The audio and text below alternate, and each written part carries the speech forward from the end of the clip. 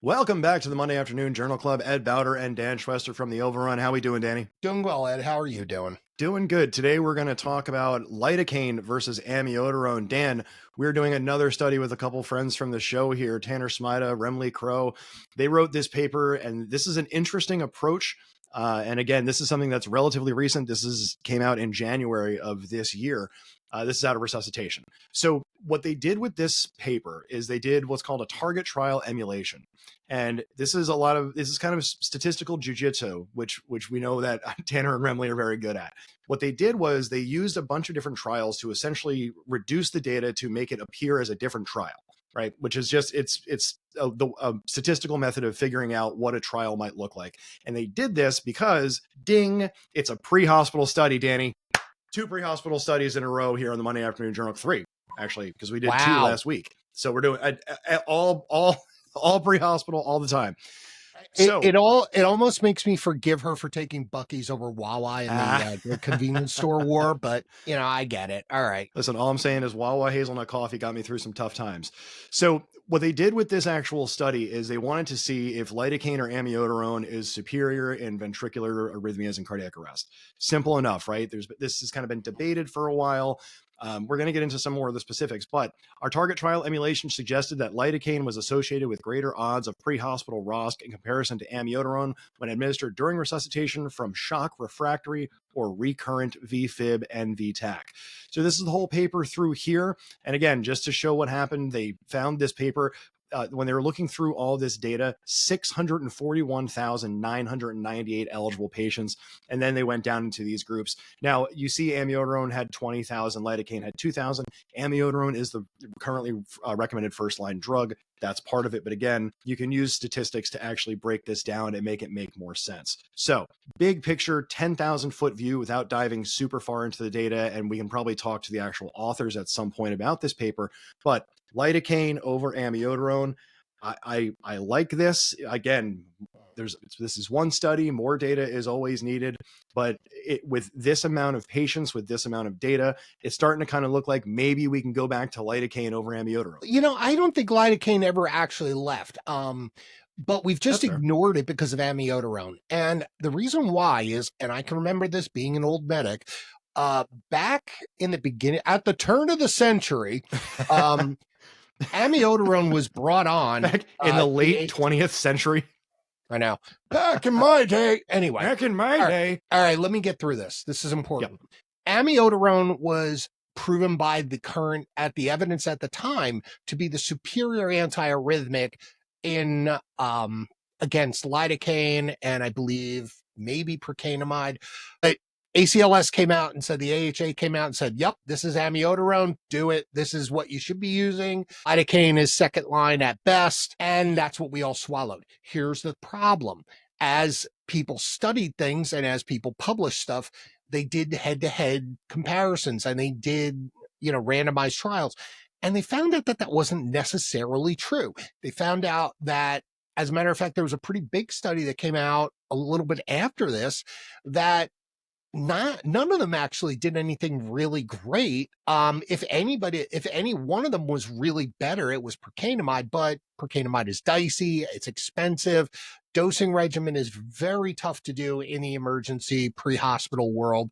And most people, like in our area, I think it's off most of the trucks, to be honest. Yeah, I haven't seen procainamide in a long time. Yeah. Here's the thing about those studies. The initial studies that got amiodarone into the ACLS, algorithms was brought to you by the people who made amiodarone. Are you suggesting that money has some sort of influence over pharmaceutical companies and over medicine? No, I'm not going down that road. What I am going to say is people have it when there's a lot of money involved. You definitely have a vested interest in making sure your medication does well. Nobody's going to do a study and spend billions of dollars on a medication and go, it sucks, we're not using it.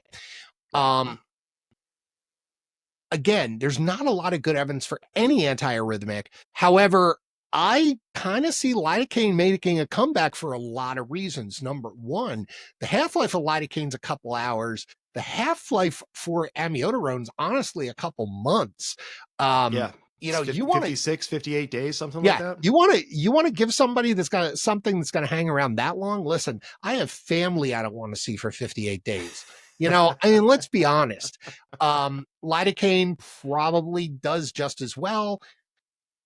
And you have a less of a half-life. It's pretty easy to dose. It's pretty easy to put on a pump. Back in the turn of the century, we were putting this stuff up without a pump, doing a clock method of dosing, where 1 milligram a minute was 15 drops a minute, 2 milligrams, 30, 3 milligrams, 5. Anybody who went to medic school back in the day or did drug calcs, that's what you learned. Still has nightmares of the lidocaine and dopamine clocks. Yeah. Oh God, yeah. Absolutely. But here's the thing. That was what we did. Now everything's on a pump. You punch it in, the computer does it. It's brilliant. I love it.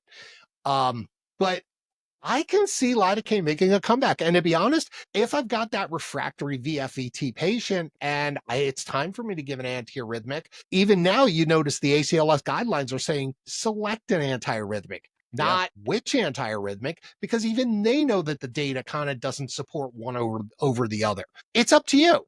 I think lidocaine is fine, and lidocaine's a fairly benign drug. There's, you know, there are side effects just like everything else, but maybe not a bad choice. And with a small half-life, being a pre-hospital person, I think that the people in the hospital kind of don't want our stuff hanging on for days and days and days. Yeah. And I think that there's probably somewhere, I'm sure there's an anecdotal argument that a hospital would prefer amiodarone because of its longer half-life. Maybe. And, you know, because I remember having these arguments where, you know, over giving steroids in the field, right? Where the idea is like you give it early so that it can take effect in the hospital. So I can understand that approach. The reason that I get kind of encouraged by these sort of findings, aside from that, I like when, you know, we prove ourselves wrong. That's fun for me. But there's also considerations to make where, you know, it might be that lidocaine is cheaper than amiodarone, where now you have, if you're a system that you're worrying about, because, you know, everything is more expensive now. So you might be in a system where you're worried about maintaining your outcomes, but you have to reduce your costs. This might be a way to do it, right? Because I haven't checked the prices. No one quote me on this. Don't come at me in the comments. But, you know, lidocaine is like $1 a vial.